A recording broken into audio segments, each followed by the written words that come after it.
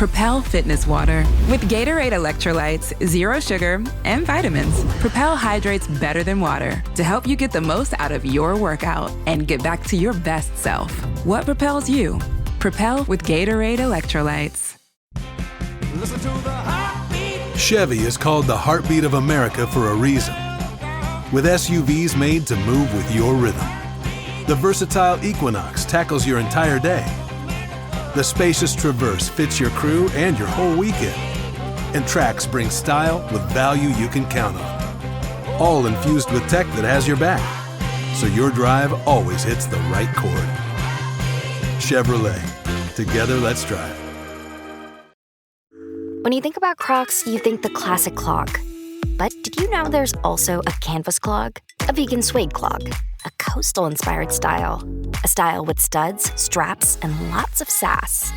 Honestly, I could keep going with the surprises. You've got to see them for yourself because there is literally a style for every kind of girl. So do your thing and head to crocs.com or a store near you now. From the Fifth Quarter Studios in Madison, Wisconsin, you're listening to Coach Unplugged. And now, your host, Steve Collins. Hey, everybody. Welcome to Coach Unplugged. I'm so happy you decided to join us. Before we jump in, I don't do this every week, but I would love if you went over, left a review, left a comment. I listened to all of those. Give me some topics. Send over to steve@teachhoops.com. What kind of topics do you want to hear? But before we jump into today's topic, I'd like to give a big shout out to our two sponsors. First of all, Dr. Dish, the #1 shooting machine on the market. I've tried them all, and this is not only how innovative are, but the workouts and what I love about Dr. Dish is they give back to the community. If you follow them on Facebook, if you follow them on Twitter, they're always giving back to the basketball community. And you mentioned Coach Unplugged, they'll give you $450 off. Also, go over and check out teachhoops.com for coaches who want to get better. It is a one-stop shop for basketball coaches. It's resources, it's handouts, it's videos, it's one-on-one calls, it's office hours. It's a coach.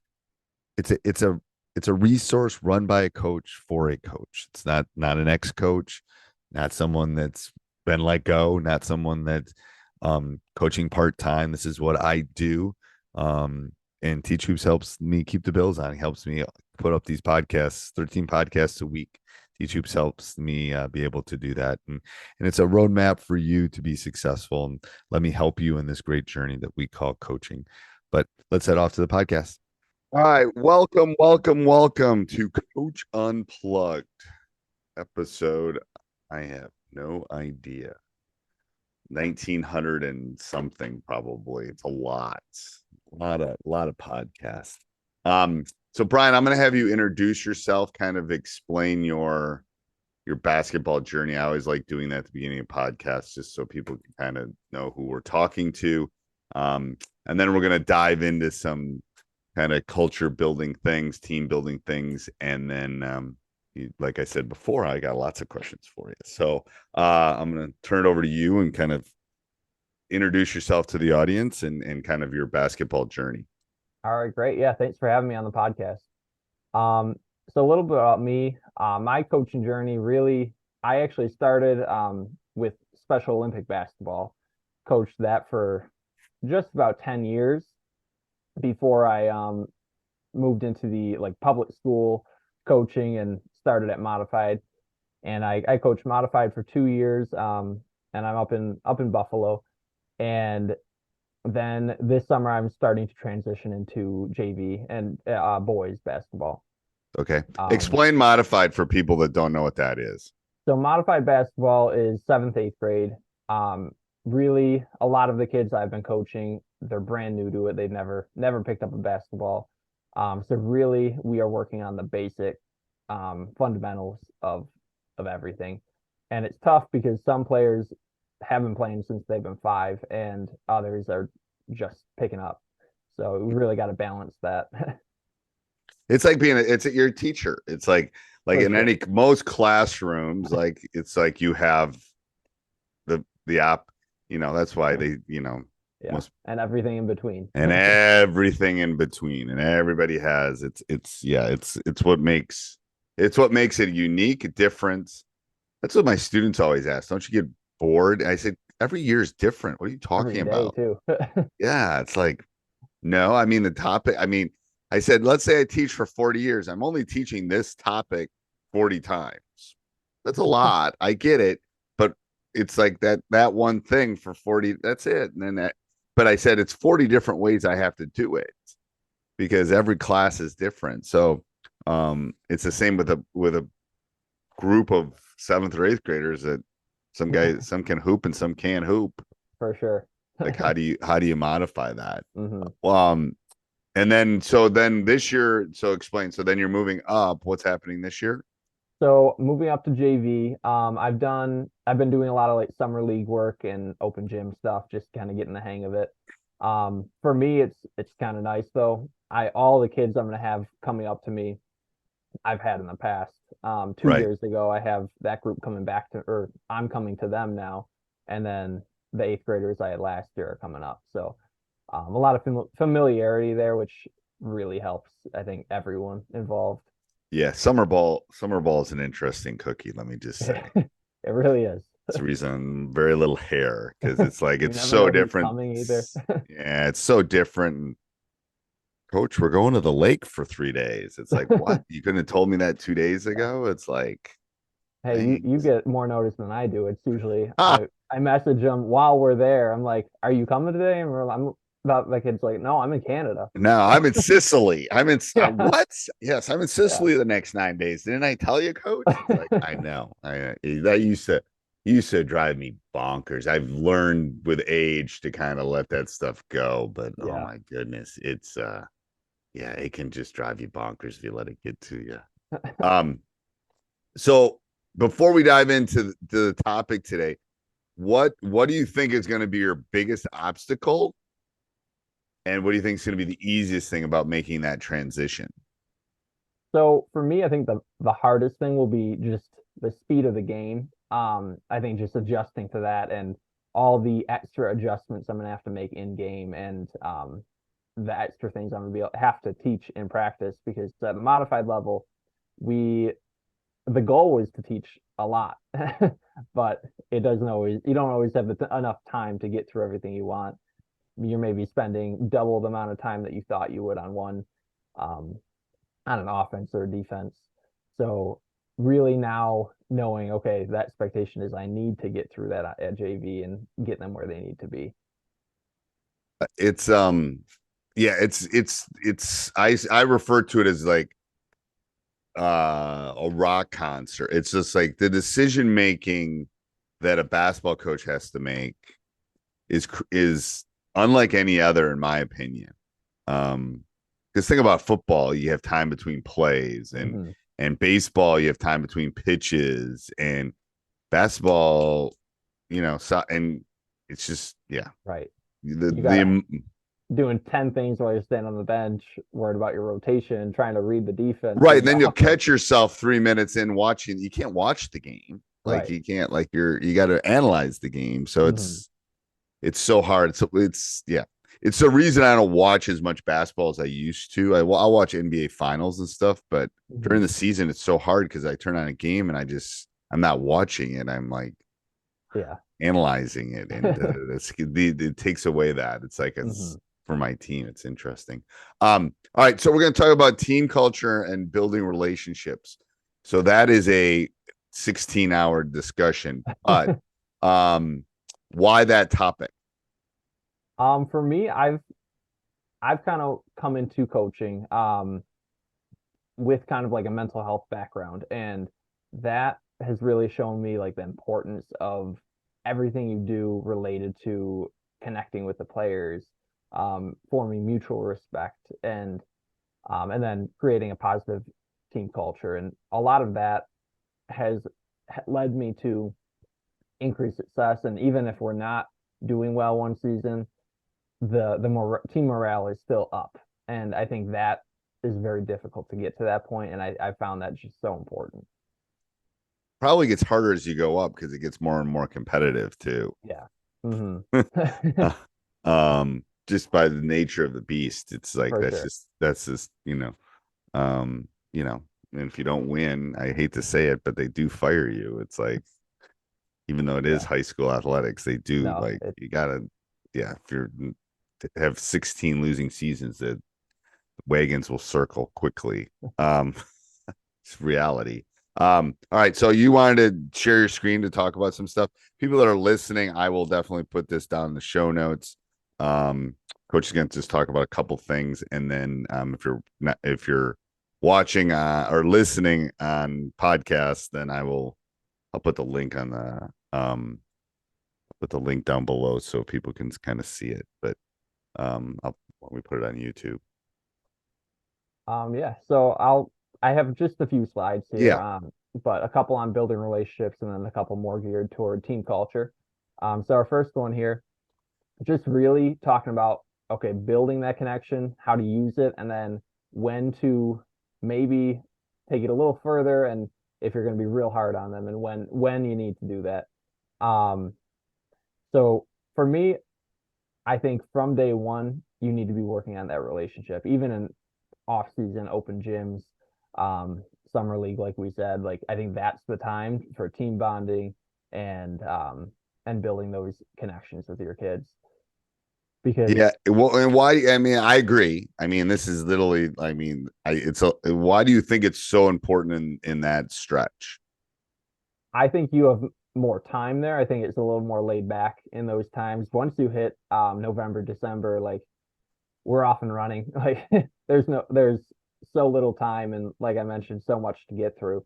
You always have to find that time, but in summer, you really can take a lot more time. If in an open gym, you spend a little extra time just shooting around, and they can bond a little through that. Yeah, I think it's not as authoritarian in the summer. I think that's that's the point. Is I think it's, and this is what I've noticed in 30 plus years, you're right. It's more laid back. Mm-hmm. I'm more relaxed. I mean, I'm more relaxed. I'm not worried about the stack of tests I'm sitting over there that I got to grade, and I'm not worried about lesson planning for. So I think everyone is in a different state of mind a little bit too. So I think it's where you are in your journey for you and the player. I think there's lots of different factors that go into that, but I think and that's what hurt us during COVID, is those relationship things during those months were different, like they were, because you couldn't have the connections. Zoom is fine, but Zoom is not really a connection. Zoom's fine when you know someone. I was talking to a coaching friend the other day. It's like, we already know each other. There's already a connection. So the Zoom can do some of those things. But when you're trying to build it, I agree. When you're building those connections, that in-person, face-to-face eye contact thing is so important in the summer works. Anytime that you're not deciding how much they're playing is always good, I think. I agree. Yeah. Yeah. And I view summer as if I'm going to be extremely hard and strict, they're not going to come. No, they're going to go hang out with their girlfriend at the beach. They're not coming. Are you kidding me? Yeah. They want to come because it's fun, not because they have to. So I always try to make it something they're choosing to come to. For me, I never enforce summer, because as soon as you start enforcing it, I feel like it becomes a chore, and I never want them to feel like basketball is a chore for them. Right. Yeah. You can use some good parental guilt sometimes, a little bit. That works sometimes, but it's hard in the summer. Yeah. It's difficult. But yeah, so building relationships, like, I feel like if your kids don't believe in what you're saying or don't respect what you're saying, they're not going to buy into the drill you're teaching, the offense they're trying to run. They're going to do their thing. They're going to do whatever they want on offense if they're not believing what you're doing. And in all my time working with kids now, you really learn quickly, if they don't like you or if they don't respect you, they're not going to do anything you're asking. They're not going to listen to you. They're not going to listen to you. Yeah. I mean, I've noticed that. I mean, that's my classroom. It's like, I have to build. I mean, I tell dad jokes. I mean, my classes know about me as a person, because as soon as I'm connected with them, then they can learn about standard deviation that they don't necessarily care about as much as, oh, I don't want to, there's a connection here with Mr. Collins. So let's see how we can make this work. Yeah. So using connections, so go to the next stage. What does that look like for you? Yeah. So for me, I like to use those connections if we're going through a difficult time. So like my first year coaching, we had to let a player go from the team because attendance, they weren't showing up for 2.5 weeks without telling me, and had to let him go. And that's a pretty long time. A long time. I really was lenient on that one and gave him so many chances, and yeah, it didn't work out, so I let him go. And there was a lot of backlash from the guys on the team who felt like, oh, like, well, he told me. I'm like, he can't tell you, he needs to tell me. Right. So I took that time, instead of just letting that kind of fester and build and have tension. I had them all come in, and we spent probably like 25 minutes discussing this. Like I said, I want to hear how you feel. Like the decision is made, but I want you to understand where I'm at, and I want to hear where you're at. So really just having that conversation, that dialogue, being open, not trying to like have the kids hide and talk behind my back. Like I'm sure they did, but they do like, anyway, but it's like as open as we can. Yes. And then end that conversation, and then the issue's over from there, and then we can move on. For me, like, yes, we spent 25 minutes of that practice, but I think we saved a ton of time if we wouldn't have addressed that, because we would have had to keep bringing that back, where we can take that time and then put it to bed. Yeah, I think the problem is if you don't face that, it's like one bad apple can mess up the whole bushel out. I mean, it's like, it doesn't matter. Like, you have to deal with those things, and as you go along in your coaching career too, like I can see it in their eyes. Like I can see when people are upset about playing time, or they're upset, and I confront. I mean, you got to confront that right away, because if it festers, it's going to hurt your team. It's not going to build your team. That's where, like you wrote on there, that's where the drama comes, and that's where it's like, and they're talking, whatever, they're friends, they're going to talk. I mean, I talk about my admin in my school, so it's not like people don't talk. You expect that, but how are you dealing with it is the bigger issue, I think. Right. All right. So why don't you talk about the situational approach to the authoritative, when you have to be authoritative? Right. Yeah. So for me, I'm not a coach who is in practice yelling. Like that just doesn't work for me. I liked any issue, even if a kid is doing something I'm upset about, I'm just talk to them. And the times where I'm gonna probably step it up a little bit are anytime there's like bullying, putting other kids on the team down. Like that's something that I feel like if not taken seriously, that's just going to destroy your entire season. Like we had an issue last season where a few weeks in, there were a few of the top guys who were just always ragging on the guys who weren't playing as much, counting their playing time, and we were able to shut that down from that, and I think that allowed us to kind of grow as a team. Where if like we mentioned, like if unaddressed, you're going to just let that kind of destroy your team chemistry. So like I mentioned, arguing too, and then also to like build your players up. Propel Fitness Water. With Gatorade electrolytes, zero sugar, and vitamins, Propel hydrates better than water to help you get the most out of your workout and get back to your best self. What propels you? Propel with Gatorade electrolytes. Listen to the heartbeat. Chevy is called the heartbeat of America for a reason. With SUVs made to move with your rhythm. The versatile Equinox tackles your entire day.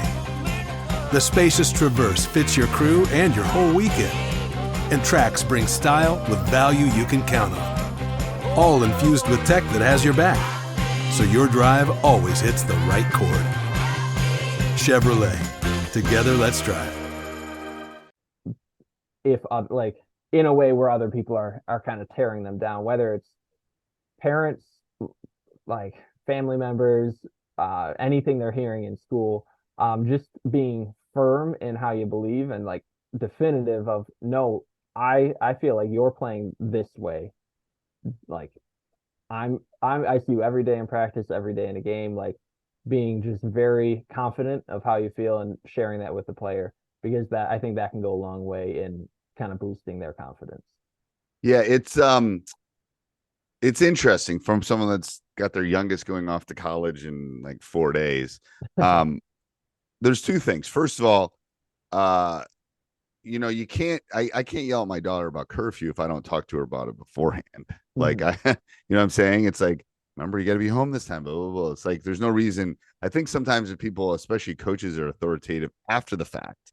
Well, no, we've already talked about you. Here's what our expectations are, and here's how you didn't follow them. If you don't have that set up, that's yes. And if your kid runs into the street and they're 5 years old, you got to step up. Because you got to make a quick and swift decision at that point about, okay, that's, and I think society has changed in that way, which is a good thing. But when it's like you said, when it's safety, when it's those kind of things, shoot, I'm stepping in. Right. But I agree. I think some of those steps, understanding when you have to, like I always tell my players, leaders remind before there's an issue. Like, so I said, and I always use the free throw example. I said, we're shooting a free throw. It's a big box out. You can't get mad at your teammates about not boxing out and finding a body unless you remind them before the thing. So I said a leader would go to the two bigs that are in the low block and say, hey, remember, you got to get low. This is a big free throw. Make sure you get contact.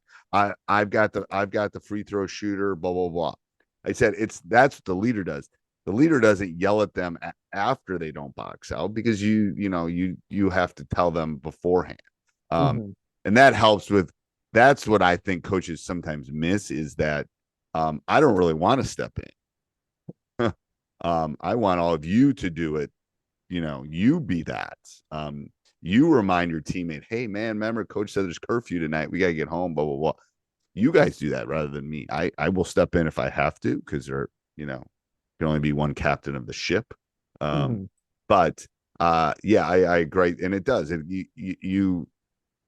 I was talking to a coach the other day too about when I usually have to, like, when you say we to boys, they think you're talking about the other guy.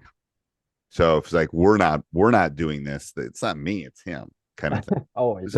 So you have to, like, we're sitting in the locker room. I said, we're not boxing out. Every kid in that room thinks that I'm talking about someone else other than them. So there's times where you have to call them specifically out, but not in an embarrassing way. And when I really got to get on them, I'll pull them aside and it's like, come here. Like, I've done that with guards and things and blah, blah, blah. But I'm not going to do it in front of their friends. I'm not going to do it in front of that, just because I don't want to be embarrassed. I don't want my principal coming in and screaming at me in front of my students. Yeah.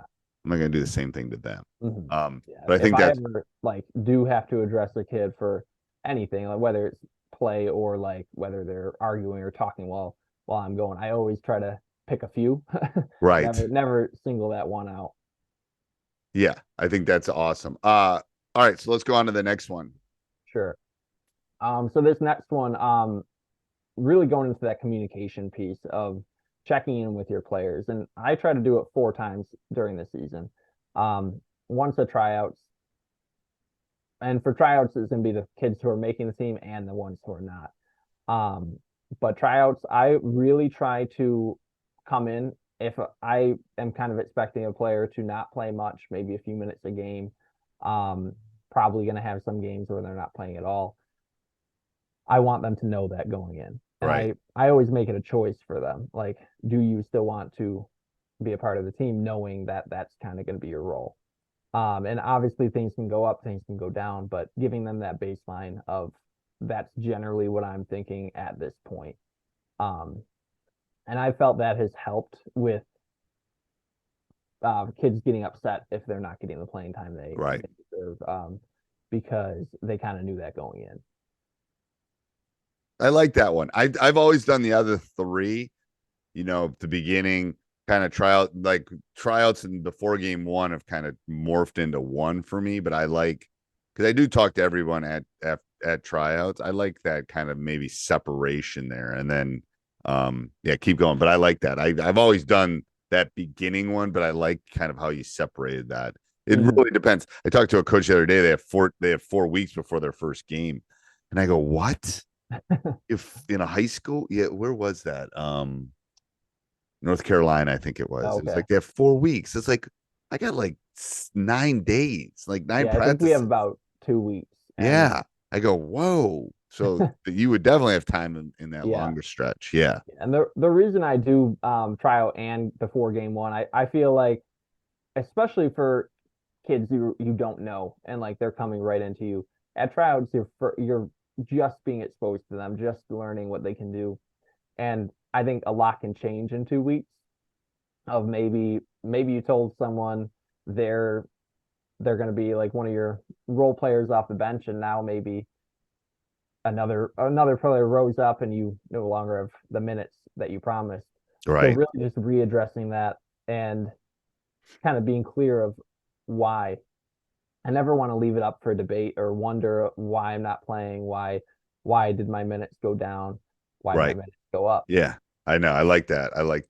Because it does change. There can be a lot of changes between those 2 days of tryouts and that first game. A lot of role shifting and things like that. I agree. And then midpoint, that is definitely a more involved one. I think you have a lot more to go off of. At that point, you're even bringing kind of their grades into it. If players are going to be ineligible or they're right on the border there. So trying to kind of get them back onto track in their academics, because you don't want to lose them. Because usually that halfway point is probably about, for us, like 2 weeks before that marking period closes. And I think it's a good wake up call. Yeah, I do that I do the midway point. Usually because it's over winter. I usually do mine over winter break, even though it's probably not quite midpoint, because I want time on that mid-season one. Right. Because let's say you play 24 games, you probably played at least 10 at that point. Mm-hmm. You can have a pretty good sense of where they fall. Things change, but injuries happen, people get better. But I think that is if you want to have a winning season, that mid-season one is a difficult one. It's a difficult. Those are courageous conversations, which I refer to them as. They are difficult to have, but I'm brutally honest on those mid-seasons. Yeah, I think you have to be. Yeah, it's like you sit there and you go, you're 12, you're not going to play. Like, and here's what you should be focused on, and here's how you should try to get better. Here's how you should. Those are hard. They are very difficult. I agree. Definitely tough. And then the other thing I try to tie into midseason is I want their view of the season at that point. I want, maybe they feel like they would be benefiting from a certain type of drill that we haven't done a ton of, or I want their feel on the offense, their feel on the defense. So really getting that feedback from me too, going forward. And I like what you said about doing it over Christmas break, because then you have that time to adjust as well. If maybe the week you come back, you want to sprinkle in a few extra drills, or maybe you talk to a few kids at that midseason point and they're just so confused on the offense and defense, and maybe you haven't known that at that point. So maybe you now need to like spend more time on that. Right. Hey, everybody. I hope you're enjoying the podcast. Make sure you subscribe, like. We love those. And send me an email, steve@teachhoops.com. Tell me what you want to hear in the future. Also, go over and check out teachhoops.com for coaches who want to get better. Have a great day. Booking.com is the easiest way. From a day surrounded by noise